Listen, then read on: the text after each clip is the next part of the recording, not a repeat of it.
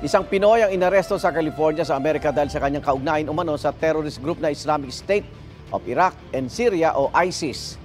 Ayon sa US Department of Justice, batay sa records ng isang Financial Services Corporation, 12 beses nagpadala ng pera ang 28 taong gulang na Pinoy sa dalawang nagpakilalang ISIS fighter sa loob ng 5 buwan. May kabuang halaga raw ito na mahigit $1,600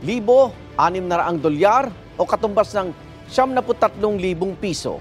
Nakilala rin niya ang dalawang ISIS fighter sa social media at batay sa kanilang pag-uusap, nais din daw ng Pinoy na maging bahagi ng ISIS. Nahulihan din umano ng bomba ang Pinoy sa kanyang kwarto ayon sa mga prosecutor.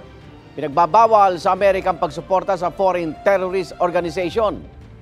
Ang parusa, pagkakulong na hanggang 20 taon. Walang pahayag ang inarestong Pinoy.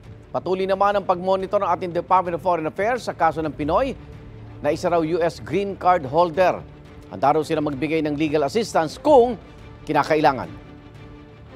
Igan, mauna ka sa mga balita, mag-subscribe na sa GMA Integrated News sa YouTube para sa iba't ibang ulat sa ating bansa.